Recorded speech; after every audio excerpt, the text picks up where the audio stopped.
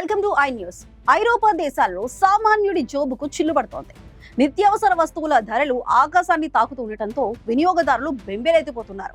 2026లో grocery బిల్లులు మరింత భారం అవనున్నాయన్న అంచనాల మధ్య అసలు ఈ ధరల పెరుగుదలకు కారణాలేంటి? ఉపశమనం ఎప్పుడు లభిస్తుంది? మా స్పెషల్ రిపోర్ట్ లో ఇప్పుడు చూద్దాం.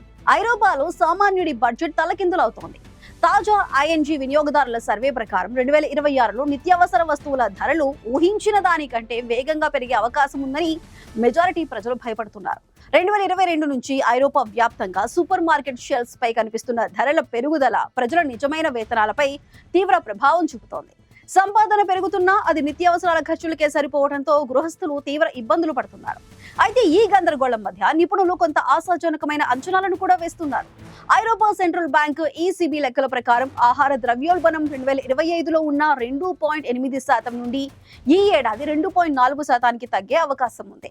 అంతర్జాతీయ మార్కెట్లో చక్కెర, పాడి ఉత్పత్తులు, కోకో వంటి కీలక వ్యవసాయ వస్తువుల ధరలు క్రమంగా తగ్గుముఖం పట్టడమే దీనికి ప్రధాన కారణంగా కనిపిస్తోంది. ఈ ధరల తగ్గింపు గనక వినియోగదారులకు చేరితే అటు సామాన్యులకు, ఇటు అమ్మకాలు లేక ఇబ్బంది పడుతున్న రిటైల్ వ్యాపారులకు పెద్ద ఊరట లభిస్తుంది. మరోవైపు ఇంధన ధరలు తగ్గటం కూడా సరుకు రవాణా, సరఫరా వ్యవస్థలో ఖర్చులను నియంత్రించడంలో సహాయపడుతుందని విశ్లేషకులు భావిస్తున్నారు. కానీ ఇక్కడే మరో సమస్య వేధిస్తోంది.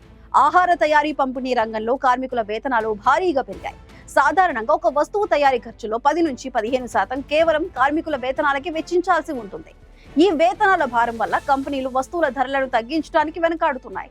ప్రస్తుతానికి ధరల ఒత్తిడి కొంచెం తగ్గుతున్నట్టు కనిపిస్తున్నప్పటికీ సామాన్యుడికి పూర్తి స్థాయిలో ఉపశమనం లభించాలంటే ఇంకా సమయం పట్టేలా ఉంది.